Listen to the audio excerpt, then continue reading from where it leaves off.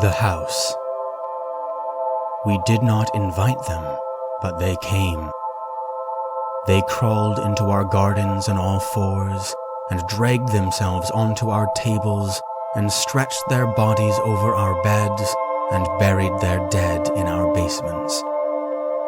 We did not invite them, but they came.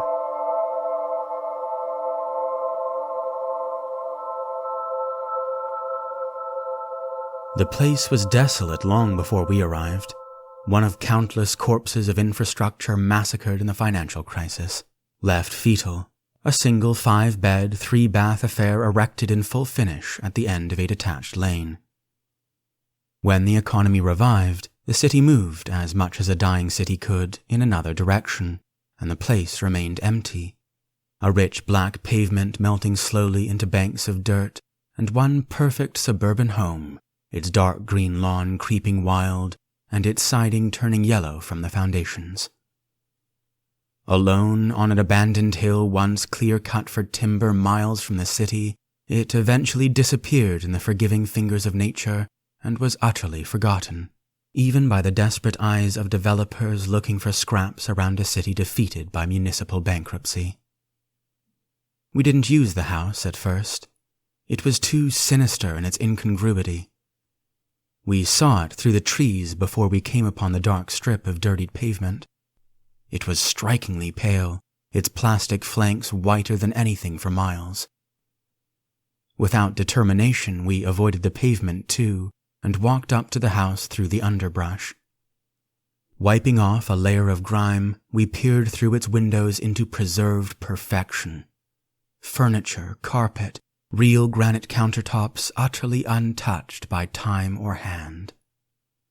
An exquisite bedroom, alien through the verdigris of dirt, its linens pure and its pillows sitting so lightly against the headboard they could have just been placed by careful hands. Yet we set up our camp on the lawn, unconsciously fearful of the disconsolate building, but unwilling to leave it behind. Our dun green tent and aged blue tarp, strung from the back porch, sat beside the house like ugly withered children, and we were fleas scuttling between them and the wilderness. The young woods were lush and populous, forgetful in their youth of the clear cutting that leveled their ancestors. We were fed on wild herbs and berries, damp mushrooms and small game snatched from their paths by clever devices. One day, we found a patch of potatoes, small and wrinkled but healthy, the grandchildren of a discarded father, the progeny of mysterious compost. We harvested them all and brought them to our camp. There was a space behind the house, a 20-foot square defined by pale cedar planks overgrown by moss, a garden plot. The potatoes were our first crop. We cleared a corner of the box for them, tore out the wild growth, and turned over rich black soil. We didn't need to dig holes.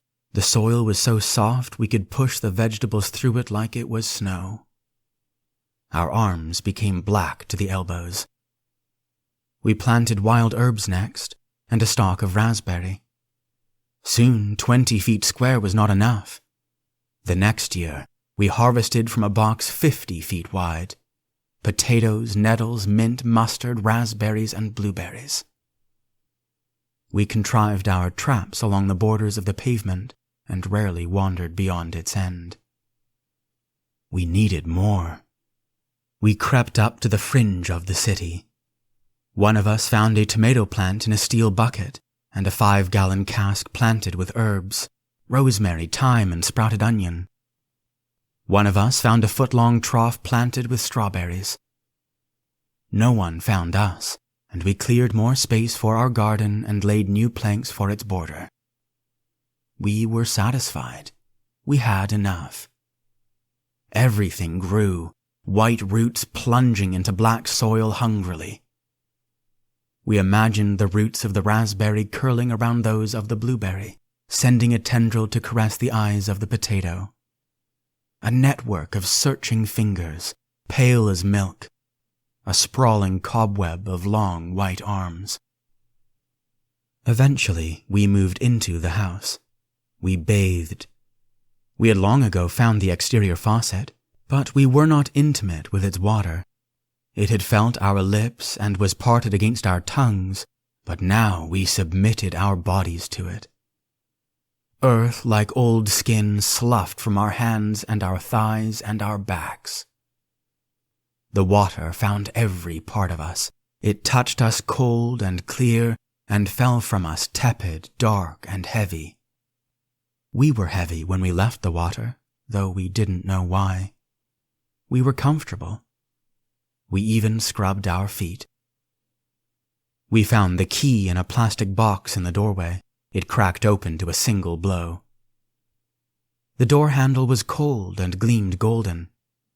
Our clean hands belonged on it, wrapped around it naturally.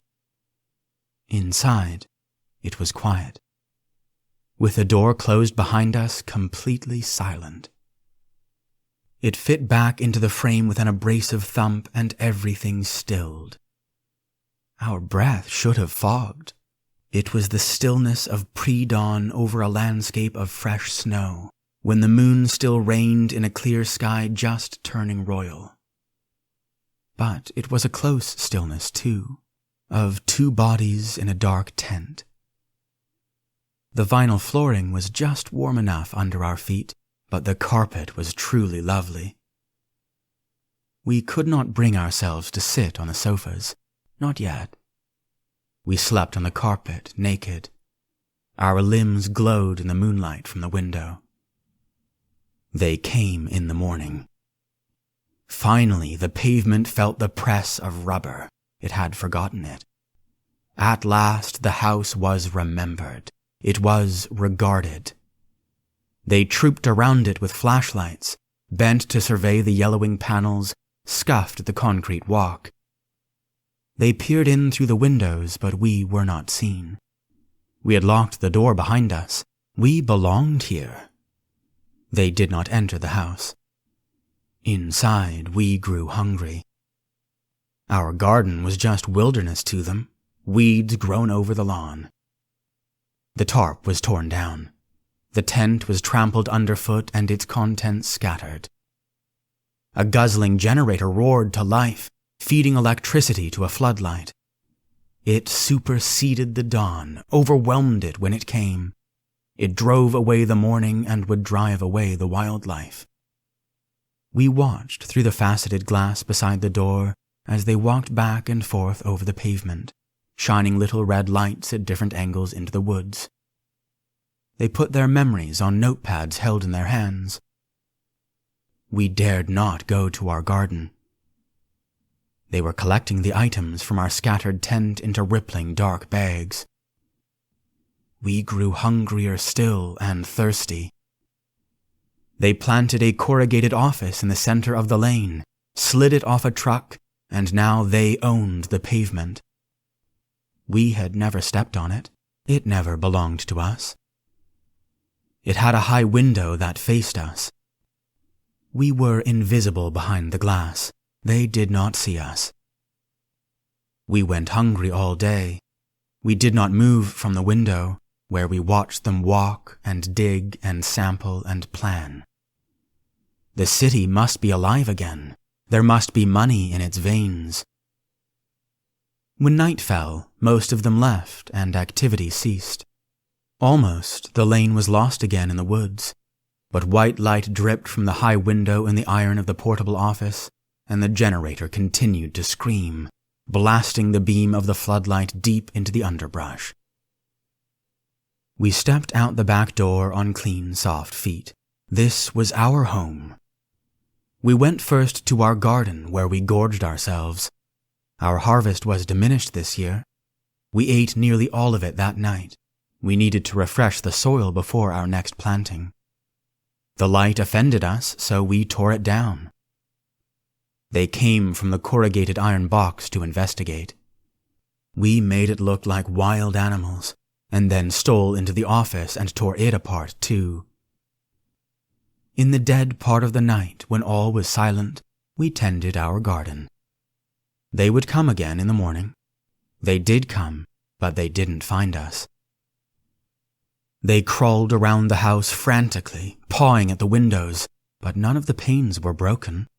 The door was still locked. They did not come in. They lifted the generator upright and replaced the floodlight bulb, and a truck came to take the office onto its back. More lights were placed at intervals down the lane. They stalked around the house, pressed into the woods, then left. The whole lane roared until it shook, and the floodlights battled the day's sun and destroyed the hiding places of shadows. When night fell, it fell only to the tops of the floodlight's metal stems. The pavement was radiant, and the fringes of the forest were frozen in white light. A car crept up from the access road and crouched at the base of the lane, its headlights on but insignificant. Our feet were unfamiliar with the forest floor, but we weren't seen. We were hungry. The enormity of the light and noise was too much for the squirrels and the rabbits, and our traps were exposed unto invisibility in the floodlight's glare. We stumbled down the hill and hunted in the dark. Our bodies were too bright and drank the moon too readily, but we were successful.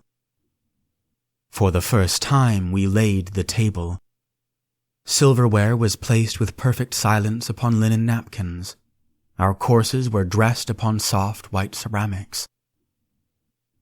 We sat upon cushioned chairs that wrapped around our buttocks and held them like lovers. Our cold dinner grew hot inside us, lulling us to sleep, and we discovered that the chairs were nothing compared to the sofas. We lay upon them naked and full, and disappeared in their softness as if we weighed nothing, as if we were nothing. We slept deep into the next day, and did not feel hungry when we woke. We hardly heard the generators. The veins of industry are thin and crooked. Soon the generators were turned off and the floodlights were dismantled.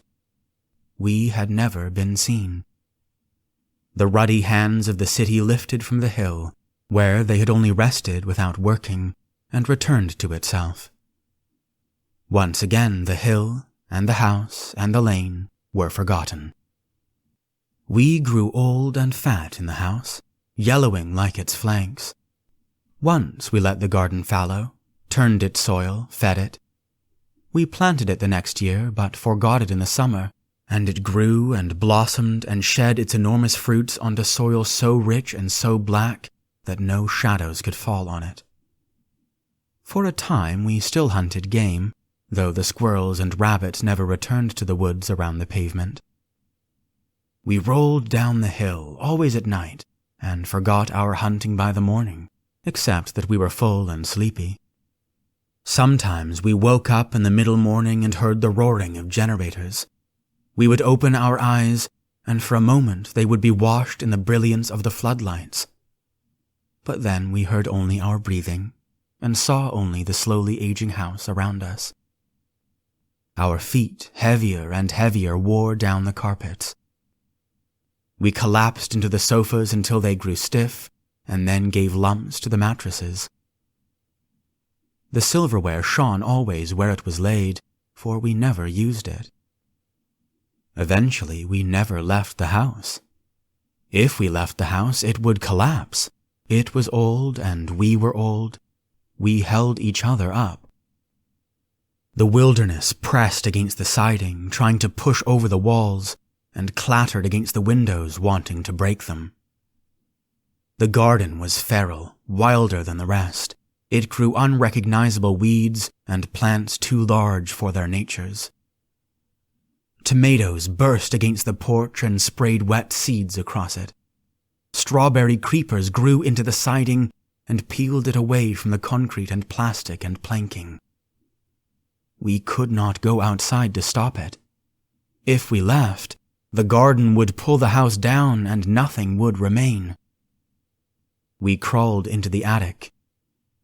We were starving. We were enormous, hollow husks, containing worlds and existences of emptiness. We were dying. The garden could not reach us up here. though we could feel its fingers tapping against the wall beneath us. We imagined blindly its reaching arms, livid green and tipped with hands of a dripping deep red. It was the bodies in the soil. It was their souls in the giant hairy leaves of the potatoes. It was their minds in the incessant tapping at the windows. It was their fingertips in the sharp fangs beneath the leaves of the raspberry. They had come, but we had not invited them. They had invited us, and we had come.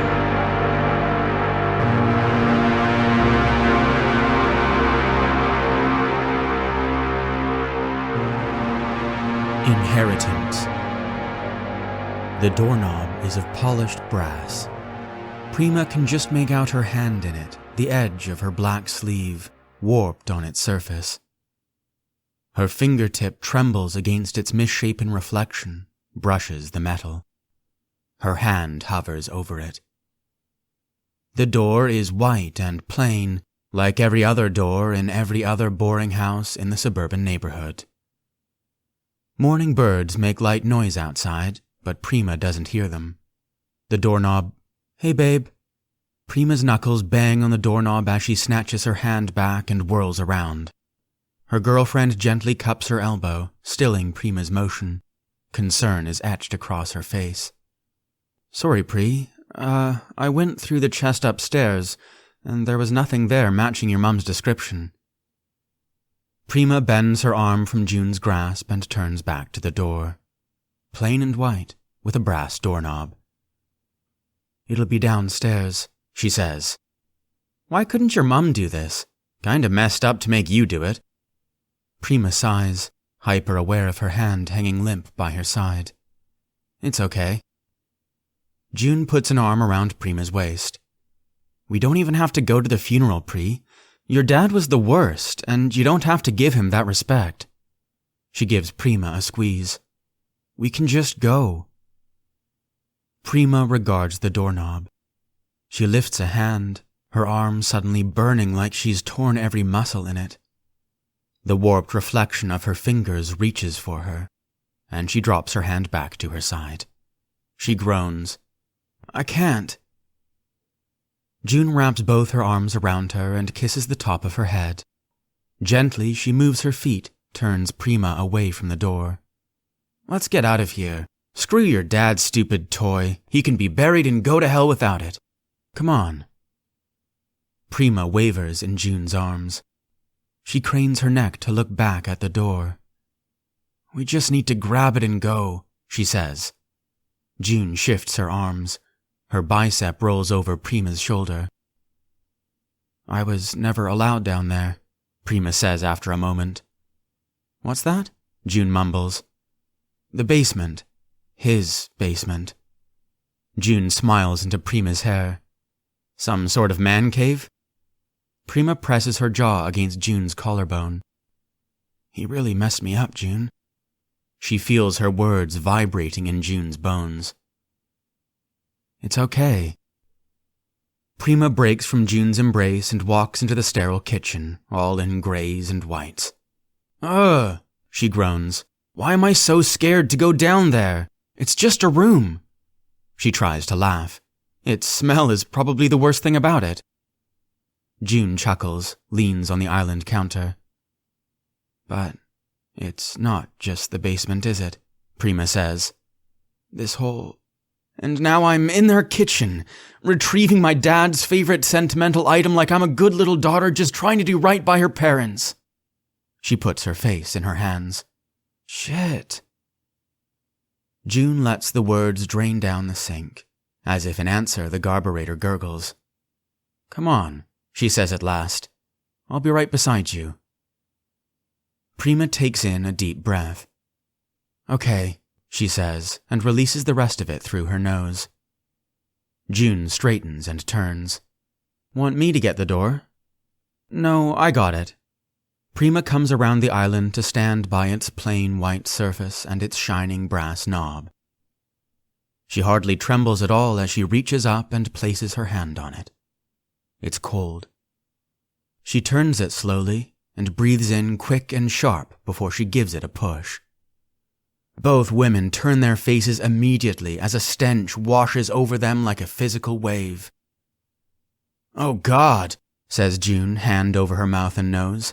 "It does stink. Did he die down here?" Prima breathes a single weak laugh. "Sorry." June takes up Prima's hand. "You ready?" Prima nods and squeezes. They descend a couple of rough wooden steps until they find the light switch, hovering between rough beams. It doesn't work. "Flashlights, then," says June. Her phone light illuminates a small space at the bottom of the stairs. "Some man cave," says June, her voice quiet but filling the space. "It's basically unfinished." Hand in hand, they descend, June's phone guiding a white circle through a dense, dark space. They pause before they reach the bottom, and the light is held on an irregular pile of boxes and crates. "I don't understand," whispers Prima. "Maybe he just used it for storage. Come on." June guides Prima down the last few steps. With a sudden clatter, shatteringly loud and sharp in the sepulchral closeness, Prima stumbles over a collection of dusty bottles on the bottom step. They roll loudly, grinding over concrete, until they come up against a ratty carpet beneath the boxes. One rolls into deep darkness outside of June's light, its sound like a faint echo of the others, like a whisper. "Shit," whispers June. Her heart pounding, Prima fails to match her girlfriend's weak smile. "I guess the thing will be in one of these then," she says eventually, stepping towards an open box. She turns on the light of her own phone, peers into the open mouth of the box. Its shadows are made jagged by the harshness of her light. Its contents, a mini hockey stick, old books, a lampshade, mundane and dirty. June crosses behind Prima. She bends to peer through the grey-green grate of a crate at the bottom of the pile. Magazines, likely. "Why didn't your mom grab it when she left this morning?" Prima opens a box, its flaps gritty with thick dust. "She forgot, I guess." A noise behind her causes her to whirl around. A bottle rolls to a stop by her feet. She lifts her light towards a splintering beam. A ragged quilt has been nailed to it. Prima gently pushes the bottle with her foot, and it rolls a couple centimeters before coming back to her. "A big action figure-y thing, right?" asks June, prodding an open box with the toe of her shoe. Prima gingerly pushes a few DVD cases aside to check beneath them, finding an old stereo. The next crate holds torn jeans still smelling of oil. The next, beer glasses and a handful of Legos. "What the hell is this?" says June. Prima looks around the refrigerator box between them, illuminates June with her light. Her girlfriend is holding up a raggedy stuffed animal, but Prima's eyes glaze over it. Behind June is a human figure, grey and dim in the shadows. "Is it a rabbit or a weasel?" asks June. "Are these horns?" It could just be a coat rack. Maybe her father's keepsake was a cardboard cutout. A pile of clothes, maybe. Prima takes a step around the boxes and June notices her focus. "What?" She turns, lifts her light. Both women swear, fall back. June crashes into the pile of boxes, and Prima bruises her hip against some sort of table. Their lights scatter. It was a person, a man, a curved shape with a mess of dirty hair. June scrambles to Prima and they hold each other, their lights lost against their bodies and glowing red through their fingers. They can barely make out each other's eyes, grey and wide in the seeping light from their hands. From the darkness, a moan.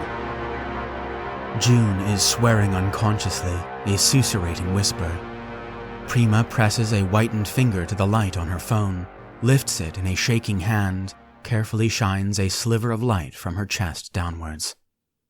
She is looking for the stairs, trying to avoid finding the stranger.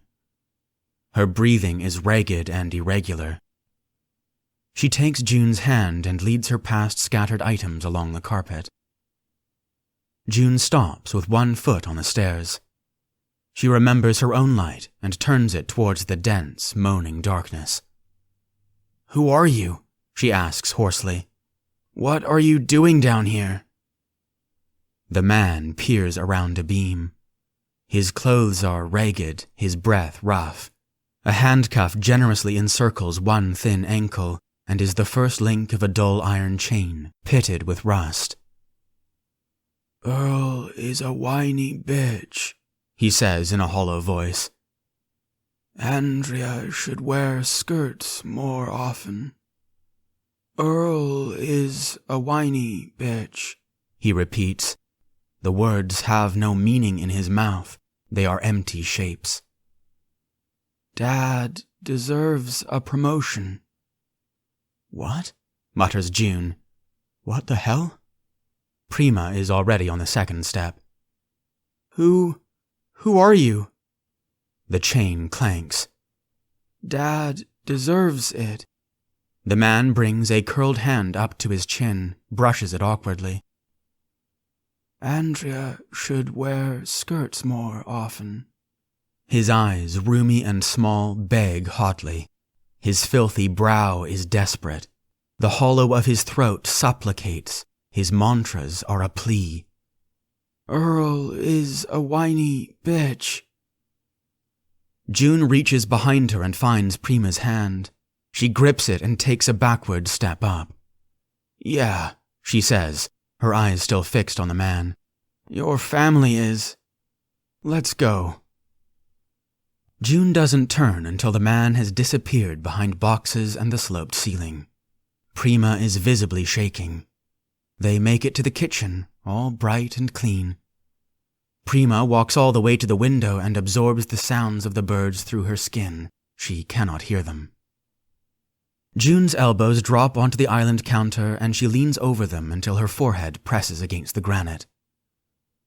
The birds sing and the sun shines. Prima walks back to the basement door and closes it robotically. "We're gonna call someone," she says, her voice calm but a register too high. "Do you still have that ACAB resource? Someone who won't use handcuffs?" She takes June's phone with a trembling hand and places it beside hers on the counter. "You're never seeing your family again," says June. "Never," Prima agrees. Later, they toss their black dresses in the dumpster behind June's building, and Prima blocks her mum's number.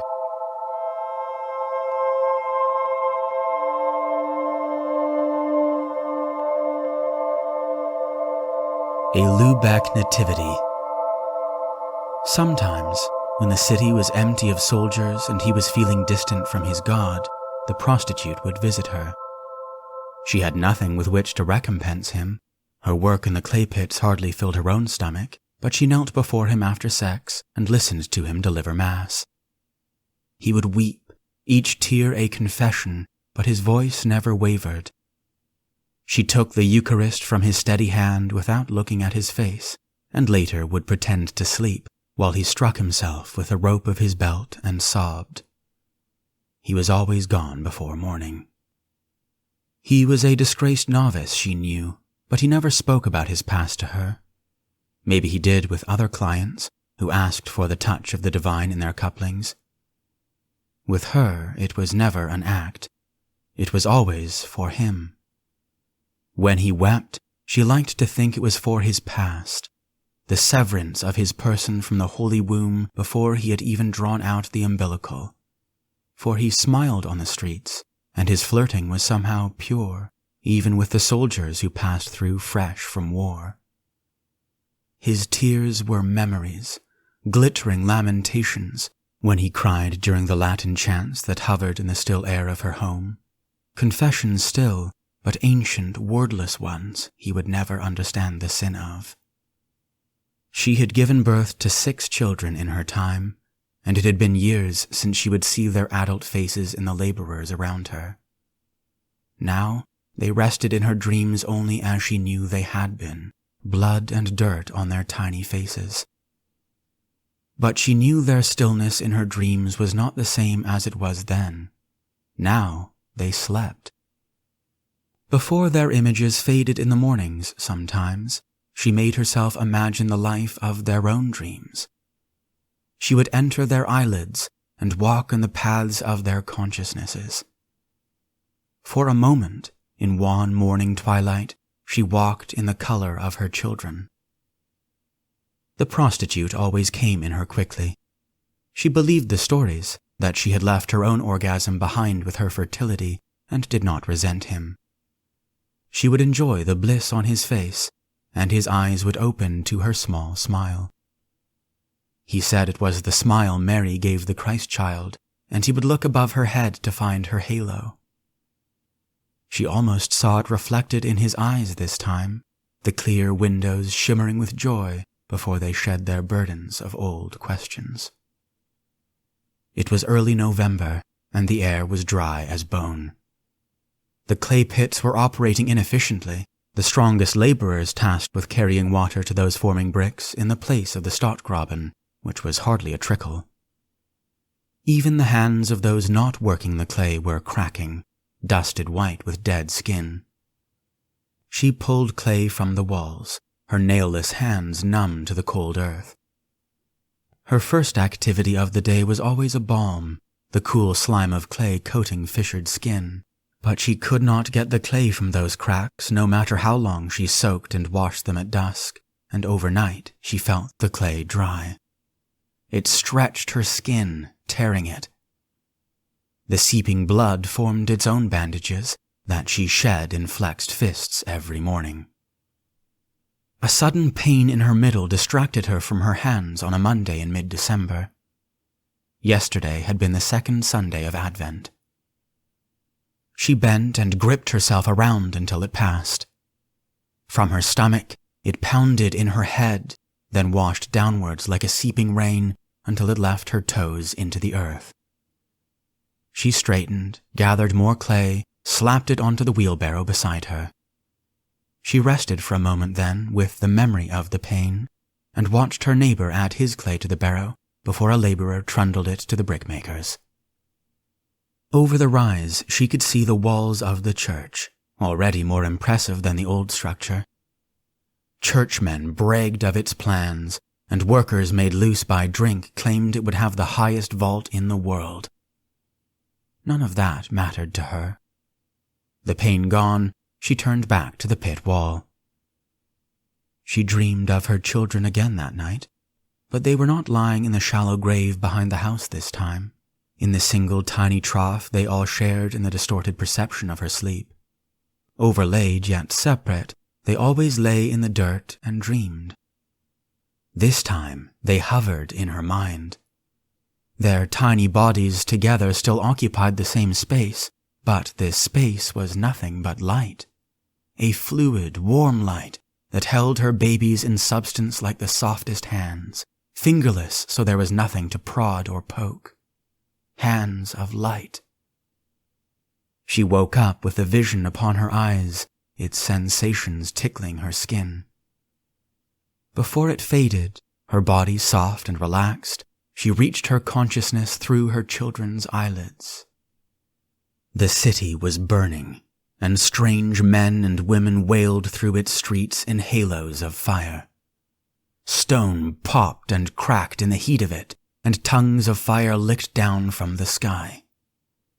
She could not tell if it had ever been day here. The heavens were depths of impure black made profoundly dark by the raging fires beneath. The Trave boiled, but candle people melting like wax leapt into it to douse their skin. Their screams sang in triptych with the disharmonic hissing of extinguishment and searing flesh. The highest flames of all leapt from towers she did not recognize, but knew to be the pinnacles of her church. Even from this distance, staring dry-eyed through layers of infernal chaos, she could see the prints of her palms inside the clay of its bricks. She felt the draw of her arms, for each handful of clay represented in its enormous height. Drops of blood floated from her fractured skin, and she began following them, unburning, to their pairs inside the walls of the church. She stepped through every element alike, wood and stone and air and fire, her movement ephemeral, but each of her steps was firm upon the earth beneath the city. Gusts carrying the breath of 10,000 apocryphal dragons did not stir her ragged clothes. The tumbling bricks of a building, each one glowing with heat, fell through her. Yet her feet pressed tactilely at every new step that took her closer to the church. She passed through flailing bodies and saw for a moment in her periphery the boiling of their blood and the dissolution of their innermost parts into fire. Black shapes like carrion birds flickered among the depthless ceiling, hovering above the corpse of the city. They were their own shadows, for the furious light beneath them did not reach them. She walked up the stairs to the church doors and did not slow for them. Inside, the air was corporeally cool, but when she looked up, the vault was made of fire. She looked to her left and her right, and the pillars of the naves were pillars of fire. A breath of wind gently pushed away the heat from her periphery, then its intake drew her forward like a small gesture. Shattered glass melted into mosaic before her feet. A woman sat in a pew near the altar, her back turned and her hair covered by a blue hood. Every other pew was an ember, motes of fire to dissolve at a touch of wind. This woman sat on a bench of ancient wood. It was cool to the touch as she approached her, laid her hands on its back and looked over. The woman was faceless within her hood, but in her smooth, long hands lay a baby far too small, sleeping. She knew at once it was her baby, just as she knew it was sleeping and not dead, though it was utterly still upon the woman's hands. Though blood was seeping through her fingers, she saw now, thick blood and rank effluvia, dropping more than dripping to the flagstones of the floor. The woman lifted the too small child, said, "I found him in the bricks." For a moment, she felt the weight of the child in her hands, feather light, almost an antimass drawing upwards, and then she stumbled out of the house, dark blood creeping around her whitened knuckles and dropping thickly to the earth of her barren farm. She was unconscious of the distance to the pits, a matterless length of space folded by her fugue. She did not remember the burning city and its candle people, nor the woman upon the unburned pew. Her head was somehow empty of substance and full of turmoil, and she worked mindlessly until midday, when her midsection exploded in agony. The pain separated her consciousness from her body, and she watched as she walked to an unused arm of the pit, a dry corner where the clay had turned to soil. There she lifted her skirts and squatted. The pain of the discharge was faint to her, separated as she was, but it was still powerfully distinct. A profound emptiness filled her. She kneeled off to the side and observed the baby, exactly as it had been in the hands of the woman in the church. She knew that now, a perfect sleeping baby, far too small. Its form was defined by the dark blood and effluvia around it, already seeping into the thirsty, clayless dirt. This child, she resolved, would not be buried in unconsecrated ground. This arm of the pit had been abandoned for lack of clay, but there was still some to be dug for and found, and she found it. She took the tiny body in hands full of clay and blood and formed a brick. She would carry this brick to the pile of others, and it would look no different. She knew this. It would become part of the highest vault in the world, and it would consecrate the ground it rested in, until that ground was consumed in fire and flame.